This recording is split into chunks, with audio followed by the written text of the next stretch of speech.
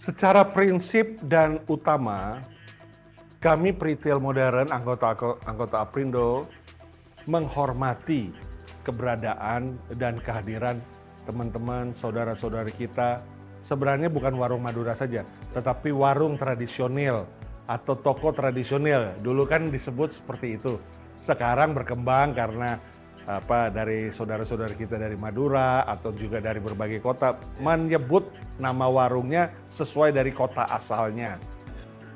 Jadi secara prinsip atau yang dasar basic yang utama adalah kami menghormati keberadaan mereka, kehadiran mereka, karena mereka juga saudara-saudara kita, masyarakat Indonesia, ya. Dan mereka juga tentu harapannya sama seperti kami, berdagang, ya, sama-sama pedagang, ingin mendapatkan hasil dari dagangannya. Nah ini dua hal dulu yang kami mesti. Satu, kita menghormati keberadaan mereka, kemudian yang kedua, karena sama-sama esensinya adalah berdagang, berarti kan kita pada suasana atau kebatinan yang sama, ya, sebagai pedagang.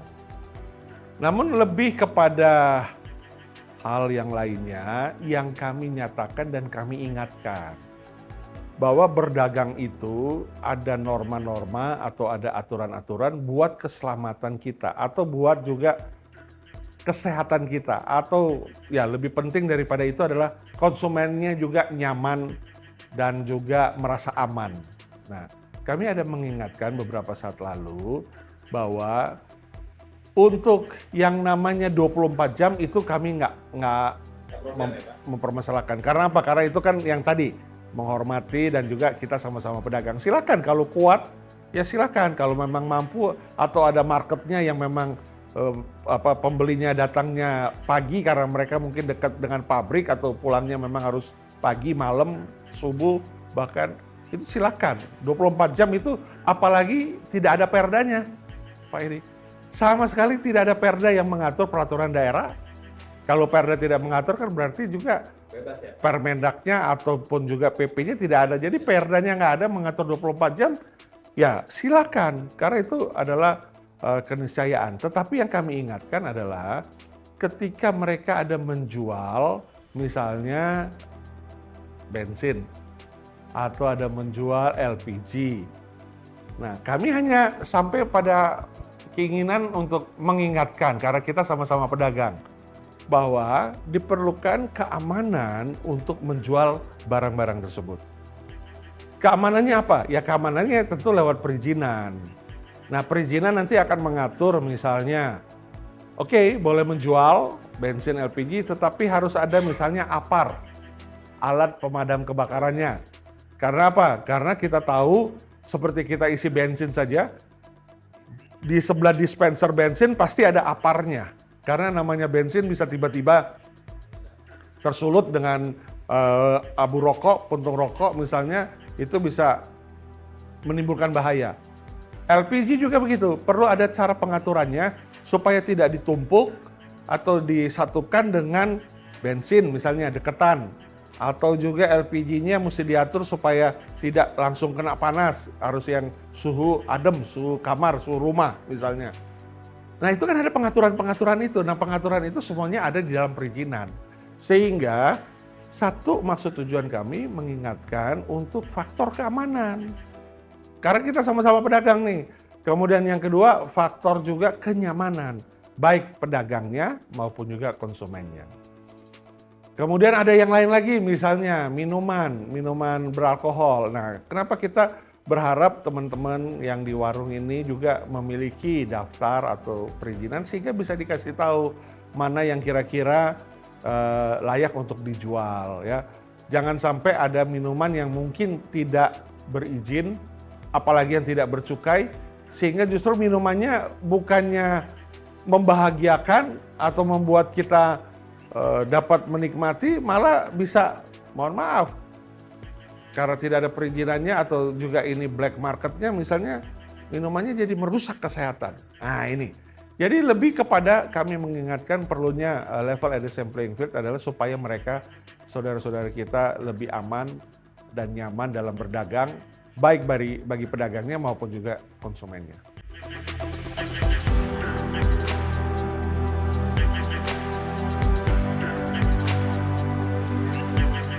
Tidak ada. Jadi sebenarnya, ini saya sekaligus klarifikasi, kami pelaku usaha, karena tadi konteks utamanya adalah kita menghormati keberadaan mereka, saudara-saudara kita yang mau berusaha, menafkahi keluarganya, mau 24 jam, kemudian kita sama-sama pedagang. Jadi sebenarnya saya sudah cek ke daerah Bali ya, Kelungkung ya, yang mengangkat isu ini dari Pak Sesmenko UMKM, Koperasi. Tapi setelah mengecek nggak ada tuh anggota kami yang mempermasalahkan, karena bisa saja kan ada juga mungkin yang menyuarakan tapi pakai nama kami minimarket, padahal bukan kami. Kemudian bisa juga yang mungkin bukan anggota Aprindo yang menyuarakan ya. Jadi sebenarnya kami sangat menghormati saudara-saudara kita dan juga hanya lebih kepada faktor mengingatkan untuk keamanan dan kenyamanan. Nggak lebih dari itu. Karena toh yang mengatur peraturan, yang membuat peraturan, yang mengawasi peraturan kan bukan kami, kan pemerintah. Jadi kami hanya mengingatkan hal tersebut.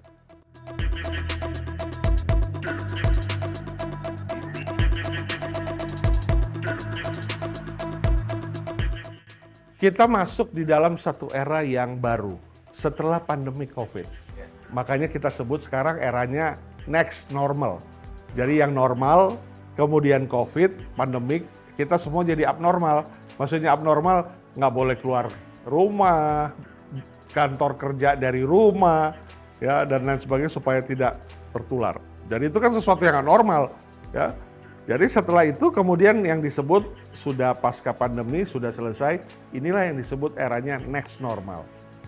Nah, apa yang terjadi dari yang era normal, kemudian pandemi yang menghantam semua sektor, semua industri. Kemudian sekarang next normal, yang membedakan adalah bagaimana cara berjualan, cara berdagang, karena konsumennya atau masyarakatnya sudah berubah. Kenapa berubah kalau ditanya? Ya karena dari yang normal, kemudian ke riset, kalau komputer kan ke riset itu kan semua programnya hilang. Nah, behavior customer juga begitu. Ya cara belanjanya berubah, perilaku konsumennya berubah dan lain sebagainya berubah, sehingga ketika sekarang di era next normal, peritel yang tidak mengikuti perubahan atau yang tidak mengobservasi perubahan-perubahan yang terjadi pada perilaku konsumen, maka akan tertinggal. Maka akan, ya kalau dalam bahasanya, bahasa manajemennya akan extinct, ya. Akan ya itu yang tadi Pak Edi katakan, ada yang harus juga menutup gerai atau juga harus meninggalkan Indonesia atau juga ada yang katakanlah juga harus pending dulu usahanya sementara dan seterusnya. Nah, jadi perubahan itu sekarang terjadi, perubahan konsumen terjadi, cara belanja, besaran belanja, kemudian kemampuan belanja semua berubah. Nah, retail harus berubah juga. Jadi retail itu harus mengikuti zaman. Ya. Konsumen sekarang contohnya saja, mereka nggak mau lama di toko, mereka mau cepat belanja di toko. Jadi kalau yang namanya kalau ada toko yang ngantri, ya, wah ini buat saya repot, habis waktu. Karena kan memang juga kemacetan sekarang makin berkembang kan. Kemudian ada yang juga nggak lengkap misalnya tokonya, kebutuhan pokok nih, ini bicara kebutuhan pokok misalnya, ya beras, gula, kemudian juga kebutuhan pokok lainnya, nggak lengkap, wah kalau begitu saya cari yang lengkap saja. Kemudian juga apalagi, kenyamanan ataupun ekstra pelayanan dan lain sebagainya, itu yang jadi tuntutan sekarang. Ya, belanja tidak hanya di online, maksudnya offline kemudian ke online. Jadi setiap retail sekarang sebenarnya sudah punya online. Ya. Tapi kan kembali lagi, ada beberapa barang yang harus beli di offline. Ya, misalnya daging, ikan, sayur mayur itu biasanya harus langsung ke toko ya. Nah kemudian nggak tersedia, atau variannya nggak banyak, atau harganya setelah dicek ternyata lebih mahal misalnya. Kalaupun lebih murah harus memakai kartu kredit dari banknya atau kartu debit dari bank dari grup retail ini. Ya. Nah ini kan bagi konsumen melihat, wah kok saya nggak praktis ya, saya nggak cepat ya belanjanya, saya nggak comfort belanjanya. Nah itu akhirnya berkurang sehingga sampailah kepada perhitungan konsolidasi dari retail bahwa kalau gitu kita mesti mengurangi toko. Nah, kalau yang sudah mengurangi toko, oh kalau begitu saya harus menutup dulu toko atau menutup dulu korporasi. Atau oke, kalau gitu kita kembali lagi ke negeri asal. Retailnya juga bisa melakukan itu. Jadi semuanya itu didasar karena adanya perubahan. Nah, itu adalah satu fenomena. Kenyataan bahwa masyarakat datang ke toko itu bukan hanya melihat lokasi atau tempatnya, dekorasi, tapi melihat ketersediaan barang, kestabilan harga, artinya harganya nggak berbeda sendiri, tapi harganya justru bersaing, dan kalau di-compare ternyata bisa lebih murah. Nah, jadi ketersediaan yang mereka lihat, kemudian kestabilan harganya, kemudian yang ketiga mereka melihat bisa belanja cepat dan belanja yang langsung terlayani. Ya, antri sih antri, tetapi tetap terlayani dengan baik, semakin baik. Bicara service levelnya juga baik. Nah minimal 3 ini yang membuat akhirnya mereka memilih ada retail-retail yang favorit yang tadi disebutkan. Yang kalau yang dua hal pertama, kalau yang service level itu kan masih relatif ya. Tapi yang dua hal tadi, ketersediaan maupun juga kestabilan harga atau lebih cenderung dengan kata-kata harga yang lebih terjangkau, ya itu yang menjadi faktor.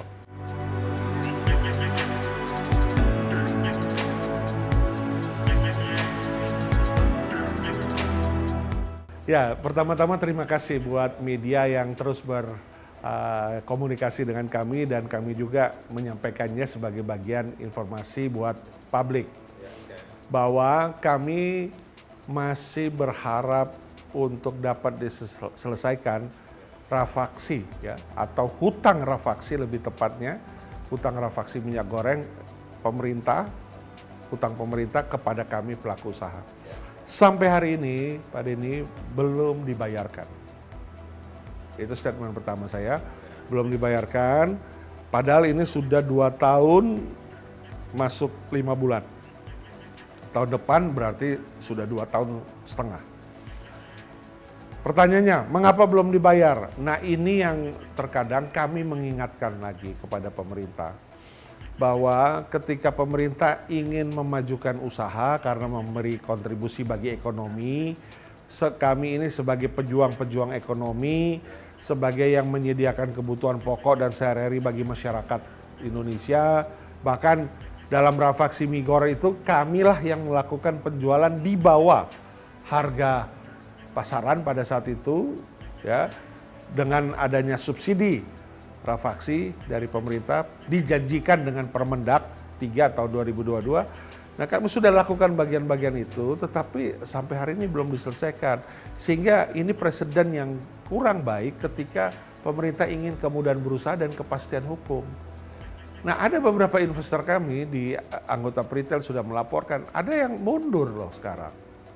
Karena mereka melihat ada satu sisi sepertinya menjadi euforia untuk kemudahan berusaha dan kepastian hukum yang digembor-gemborkan oleh pemerintah, tapi pada kenyataan on the field case, kondisi lapangan jauh api dari panggang.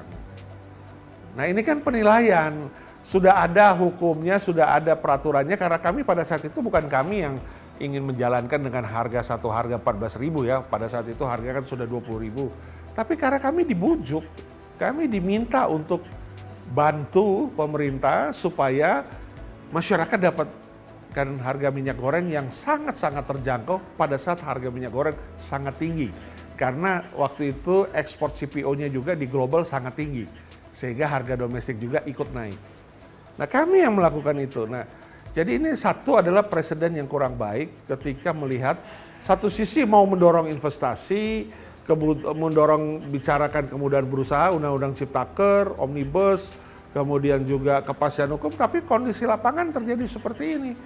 Dan ini kan sebenarnya rafaksi ini bukan uang APBN, bukan uangnya Kementerian Perdagangan misalnya atau kementerian yang terkait, institusi terkait. Tapi ini uang pelaku usaha swasta, pedagang ekspor, pelaku usaha minyak goreng CPO, CPOs yang diekspor. Setiap ekspor itu 1 metrik ton harus memberikan $50.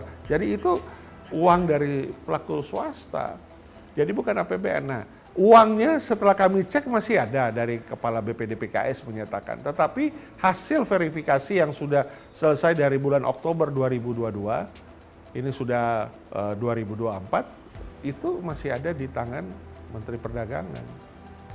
Belum dikeluarkan, sehingga BPDPKS yang siap membayarkan karena uangnya masih ada, setelah kami audiensi dengan BPDPKS, ya itu belum bisa membayar karena belum ada hasil verifikasi yang dikirimkan atau diberikan. Walaupun semua institusi, bahkan wakil kita di Komisi 6 DPR, kita sudah RDPU, dengan Ombudsman, dengan KPPU, dengan BPDPKS, bahkan Kemenko Polhukam dan Kemenko Marifest sendiri, kita sudah laporkan, sudah sampaikan karena itu hak kami. Ya, sampai hari ini belum terlaksana pembayarannya.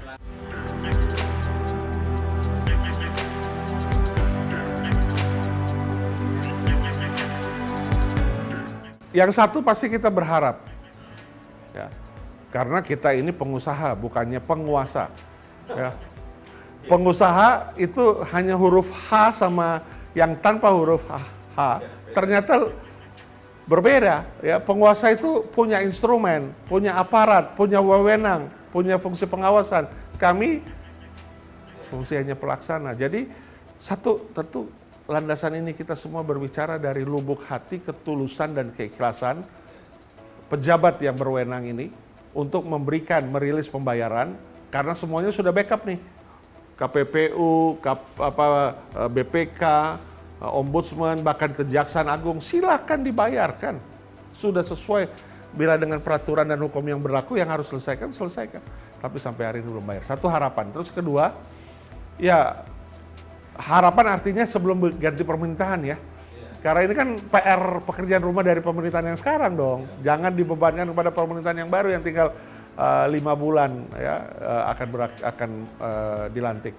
Kemudian yang kedua tentunya selain berharap, kemudian kedua kita nggak pernah menyerah, kita nggak pernah takut, dan kita nggak pernah berhenti untuk memperjuangkan ini. Artinya apa? Kita terus mengeskalasi siapapun, kapanpun, dimanapun untuk hutang pemerintah kepada kami diselesaikan. Dan yang ketiga, dananya ada, kita sudah cek. Dan yang ketiga, tentu hukum jadi panglima. Pada satu titik kita sudah siapkan sebenarnya semua dokumen untuk maju ke petun. Jadi itu hukum menjadi panglima pada akhirnya.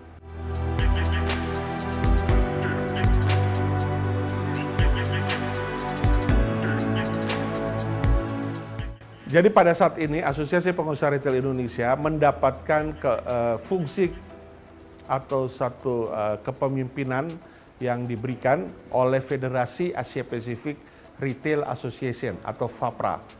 Ya, jadi Aprindo memimpin seluruh retail di Indonesia, kemudian sekarang diberikan amanah untuk memimpin juga 20 asosiasi retail dari 20 negara Asia Pasifik. Jadi seluruh Asia, kemudian Australia, New Zealand, ya ASEAN otomatis termasuk. Ini kita semua memimpin mereka.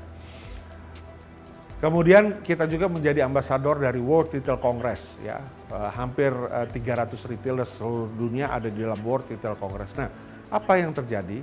Kami melihat opportunity, ya, kesempatan untuk merealisasikan UMKM naik kelas. Apa cara kami? Cara kami adalah karena kami yang memimpin di FAPRA tadi, Federasi Asia Pacific Retail Association, kami coba berbicara ke asosiasi-asosiasi retail di 20 negara Asia Pasifik ini untuk berkolaborasi mengambil produk-produk lokal kita, produk-produk UMKM kita yang ada di retail, itu yang utama. Karena kita rata-rata satu toko itu ada sekitar 300-an UMKM. Jadi kalau kali 48.000 toko, berarti ada 1,2 juta UMKM yang ada di retail modern. Nah, kita coba menaikkan kelas UMKM yang ada di retail untuk masuk di global market, ya, di anggota-anggota FAPRA ini. Karena asosiasinya sama seperti Aprindo, memiliki anggota-anggota retailers. Jadi lebih mudah. Nah, ini yang kita sedang lakukan. Ya, kita sedang lakukan dengan Korea Selatan, dengan China juga, karena China itu adalah member dari FAPRA, kemudian dengan seluruh negara ASEAN. Tapi memang kita nggak mau sekedar hanya seremonial. Jadi memang kita nggak buat seremoni ketika produknya sudah jalan. Karena kita lebih bagus, lebih berarti sudah jalan daripada seremoni tapi nggak jalan. Ya. Euforia, ya. Hanya undang pejabat sini, pejabat situ, ada ekspor, bahkan ada sekolahnya, ada pendidikan, pelatihannya, tapi ekspornya dihitung pakai jari pun belum selesai 10 jari ini, masih sekitar beberapa saja. Kalau kami enggak, kami jalan silent tapi jalan terus sehingga lebih mengarah kepada para UMKM kami lebih mensyukuri karena peran kami memfasilitasi mereka berjualan di retail kami dengan baik dan juga kita naikkan kelas mereka. Nah, jadi apa yang kita lakukan satu itu, kemudian yang kedua, para peritel-peritel dari asosiasi di masing-masing negara ini menjadi agregator, Pak Edi. Karena penting ketika kita berbicara ekspor, itu adalah penting juga harus adanya agregator di negara tersebut. Yang menerima produk kita, kemudian yang menyimpan, ya harus ada warehouse-nya. Kemudian yang juga memasarkan, ya. Yang menerima artinya yang juga membantu di dalam pengurusan ekspor-import dokumen, kemudian juga bagaimana barang sampai disimpan, kemudian bagaimana barang itu dipasarkan. Nah, itu fungsi agregator. Itu harus ada ketika kita berbicara produk yang akan diekspor. Tanpa itu, semuanya hanya euforia. Ya, tentunya kita memahami dan memaklumi bahwa memang, honestly speaking, bahwa memang banyak yang belum siap. Karena kalau kita masuk market global, satu adalah kualitas nomor satu. Ya. Kemudian yang kedua, perizinan, ya. Kemudian yang ketiga, dari packagingnya.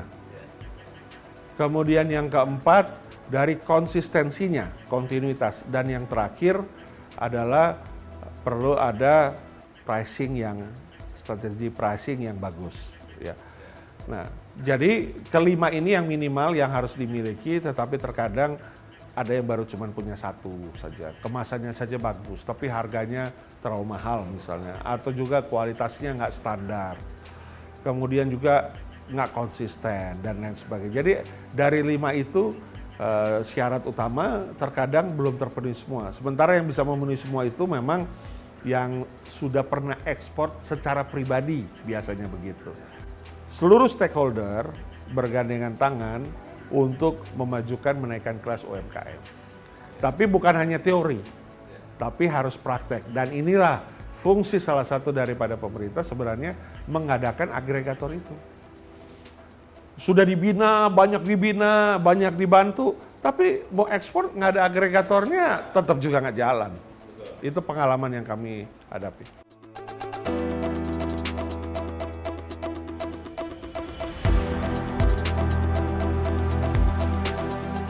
Aprindo sangat menggarisbawahi mengenai PPN yang akan naik per 1 Januari 2025 dengan satu harapan, kembali lagi harapan ya Pak Edi, karena kita kan bukan penguasa, kita pengusaha, bahwa kita setuju itu sudah direstui oleh wakil rakyat kita, wakil kita di legislatif, sudah diratifikasi.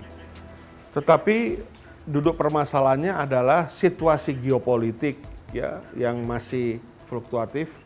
Ya, kita khawatirkan di sini adalah geopolitik itu akan merambat kepada harga minyak misalnya, harga minyak karena minyak kita masih mesti diolah di kilang di luar Indonesia kemudian baru dikirimkan lagi, berarti itu pasti akan terpengaruh ya. Harga minyak memang sekarang masih di antara 80 sampai 85 dolar per barrel. Tapi kalau lebih daripada double digit, sudah di atas 100, itu menjadi alert. Itu juga sesuatu yang tidak mudah. Kemudian juga supply chain, kita tahu bahwa sekarang supply chain adanya El Nino, ya, badai kering, nanti sebentar lagi ada adiknya La Nina, badai hujan, ya. Udah ada beberapa negara padang gurun tiba-tiba bisa banjir, ya nggak mungkin terjadi. Ya, kemudian juga daerah-daerah ya kita sebut saja ya di Middle East, di Brasil, ya kemudian di China juga ya yang tiba-tiba nggak ada ramalan cuaca badai hujan tahu-tahu banjir ya. Itu climate change, diakibatkan oleh climate change, kemudian juga supply chain sehingga komoditi makin berkurang produksinya, nggak bisa panen karena kering maupun juga nanti badai hujan. Nah itu kan semuanya mempengaruhi. Nah dengan kata lain apa? Dalam suasana seperti itu, BI rate juga sekarang fluktuatif karena juga mau jaga inflasi supaya nggak ada capital outflow. Ya Fed juga belum turunkan sehingga ini semua berdampak. Nah ketika PPN berlangsung maka ditambah dengan yang macam-macam tadi, geopolitik, climate change, supply chain deficit, inflation ya di negara-negara global, maka kita juga sebenarnya bukan perkara naik 1%. Nah ini kenyataannya yang perlu disampaikan. Bahwa kenyataannya pasti dengan naik 1% itu yang dari 11 sekarang, 11% menjadi 12, pasti kenaikan pada harga akhir atau barang akhir itu lebih dari 1%. Bahkan beberapa pengamat sudah menyampaikan ya bisa less than 10% kenaikannya, 10 sampai 15 tergantung barangnya. Artinya apa? Ketika ada kenaikan 1% maka akan naik 10% barangnya, karena kan produksi juga naik pasti kan, kalau PPN-nya naik, ya biaya bensinnya pasti naik, biaya korporasi kreditnya juga, kemudian juga biaya-biaya produksi bahan baku, bahan penolong buat diproduksi atau diimpor juga pasti berubah. Nah jadi begitu di sektor hilir harga yang tadinya cuma naik sebenarnya diharapkan cuma 1% PPN yang dikenakan oleh konsumen kan, PPN itu kan yang bayar konsumen. Itu sebenarnya bisa jadi 10%. Nah, ketika terjadi hampir sekitar 10% plus minus kenaikan setelah kenaikan 1% itu, maka yang terjadi daya beli pasti terdampak. Masyarakat akan menahan untuk belanja. Ataupun kalau mereka belanja yang secukupnya. Kemudian juga ya karena harga-harga naik kan pasti. Kemudian juga mereka akan melihat belanja yang prioritas saja ya. Dan kita tahu bahwa itu akan mengurangi konsumsi rumah tangga. Konsumsi rumah tangga kita berkurang karena kita di tahun 2023 hampir 51,8% mengkontribusi GDP kita, growth of ekonomi kita. Ya. Nah kalau itu kurang konsumsi rumah tangga berarti kan bagaimana kita mau berharap 6%? Sekarang masih kemarin di 2023 kita 5,01% full year. Turun sedikit dari tahun 2022. Nah tahun 2024 diproyeksikan 5,1, 5,2 karena ada kontribusi lembaga non-profit konsumsi, kampanye, pemilu. Nah, itu kan ada ekstra pembelian buat kontestan. Itu di tahun ini. Jadi oke lah. Tapi kalau sudah langsung nanti diberlakukan 1 Januari maka dampaknya itu langsung terasa.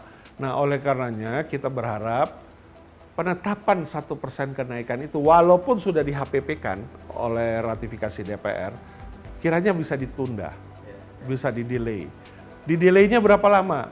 Ya 1,5 tahun lah, 1 tahun ke depan atau 2 tahun. Karena toh juga kita menghadapi pemerintah yang baru.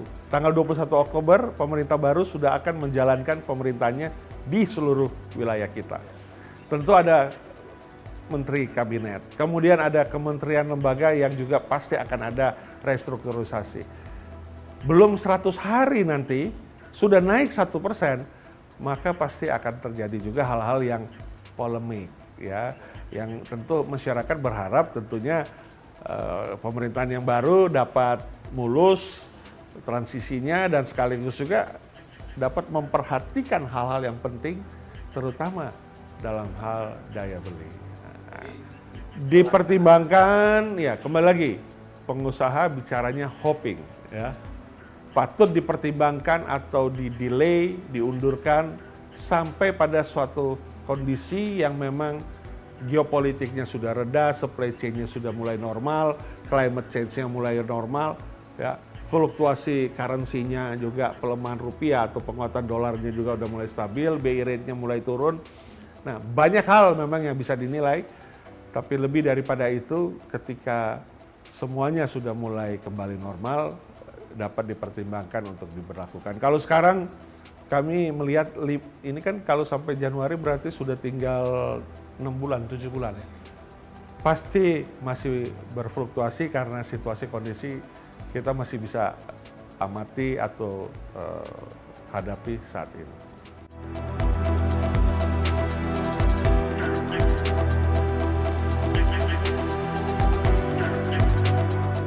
Kami melihat bahwa rencana pemerintah seperti di luar negeri dibuat grade A, grade B, grade C. Grade A lebih mahal naiknya cukai pemanisnya, grade B, grade C naiknya nggak signifikan. Apapun juga yang dikenakan sebagai tambahan cukai kepada minuman pemanis untuk maksud dan tujuan mulia, kesehatan. Ya. Menurut kami perlu dikaji, perlu diobservasi lagi. Karena apa? Karena kesehatan itu adalah keputusan pribadi, bukan keputusan bareng-bareng, bukan keputusan keluarga bahkan. Ya, keputusan pribadi untuk sehat, mengurangi minuman manis misalnya, itu keputusan pribadi. Ya. Jadi kesehatan itu adalah faktor keputusan pribadi. Kalau mau dikenakan, itu bukan hanya sekedar dikenakan cukai saja, tapi lebih penting itu substansinya adalah bagaimana kesehatan itu disosialisasikan, dan bukan kepada yang baby boomer ya, tetapi kepada yang Gen Z atau juga milenial. Dari pendidikan, dari sekolah sudah disampaikan. Jadi ini faktor kesehatan ini kembali lagi kami menilai ini faktor keputusan masing-masing, sehingga ketika kita menaikkan ada rencana Rp1.500 per liter akan dikenakan di cukai minuman pemanis. Apakah relevansi dengan penurunan produktivitas? Jadi pajak yang masuk, cukai yang masuk itu apakah bisa lebih tinggi dari penurunan pembelian akibat adanya tambahan cukai itu?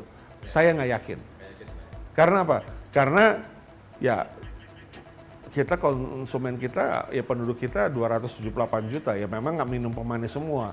Yang umur produktif kan 230 jutaan. Kemudian yang level kelas menengah di Indonesia ada 115 juta penduduk. Silakan coba dihitung. Dengan naiknya cukai berharap supaya cukai kita bertambah, apakah tidak shortage dengan penurunan produktivitas karena masyarakat menahan belanja atau mengurangi belanjanya. Nah, ini kan perlu dikaji lagi. Jadi kembali lagi dikaji ulang, itu jalan terbaik. Kemudian juga apakah bertahap, apakah dibuat grading, tidak langsung serta-merta seluruhnya, atau apapun jalannya, itu perlu diobservasi kembali.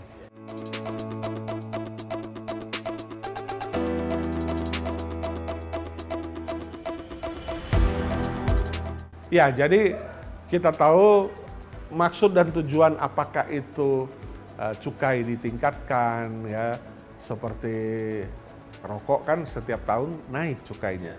Kemudian juga ada juga upaya-upaya yang mau mengenakan minuman pemanis atau juga plastik ya mau dikenakan juga cukai dan apapun juga.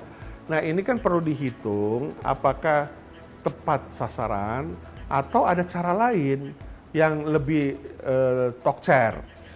Misalnya ekstensifikasi NPWP ya.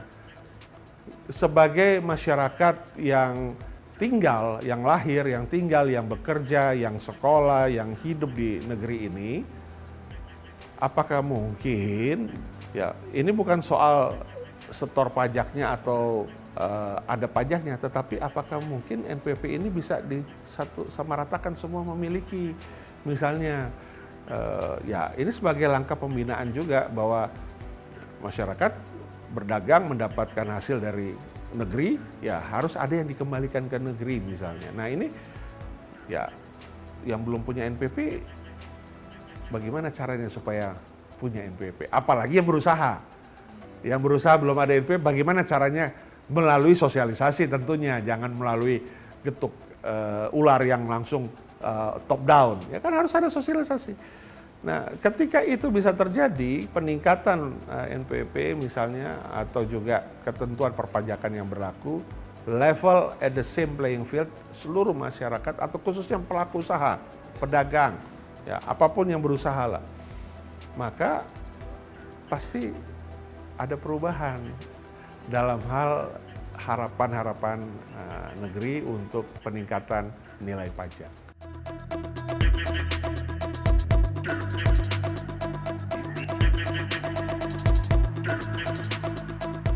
Rokok penyumbang kontribusi hampir 230 triliun setiap tahun cukainya. Nah, ini dalam RPP Kesehatan, ini pelaku usaha tidak dilibatkan dari awal. Jadi yang lucu-lucunya di negeri ini, peraturan atau regulasi, tugas pemerintah ada 3. Sebagai pembuat regulasi, makanya disebut regulator. Sebagai pembuat anggaran dan pemakai anggaran, APBN, APBD, dan ketiga fungsi pengawasan. Nah, kita mengapresiasi pemerintah sebagai regulator, pembuat peraturan. Tapi kita berharap kan kita diikut sertakan, bukan disosialisasi, tapi dari inisiasi. Berbeda ya, inisiasi sama sosialisasi. Kalau sosialisasi sudah jadi peraturannya, tinggal diinfokan, tinggal ikut saja dan ditandatangani keluar sebagai regulasi atau peraturan. Itu namanya sosialisasi. Tapi kalau inisiasi, sebelum jadi, sebelum masih di dalam kepala saja, bahwa memang perlu akan ada ini, perlu akan itu, karena melihat di negara ini, negara itu, walaupun sebenarnya nggak bisa apple to apple ya. Regulasi itu suatu negara itu kearifan lokal dari negara itu. Nggak bisa kita ambil dari contoh-contoh negara lain, hanya sebagai masukan, tapi bukan berarti langsung bisa diterapkan. Kita punya kearifan lokal sendiri. Nah, kita berharap sebenarnya supaya ada dari sejak inisiasi kita udah diikut sertakan.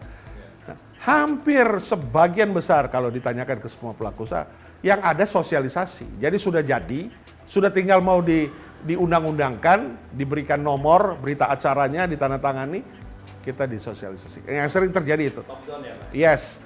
Jadi itu yang berkaitan dengan RPP Kesehatan. Itu kan ribuan pasalnya, ya.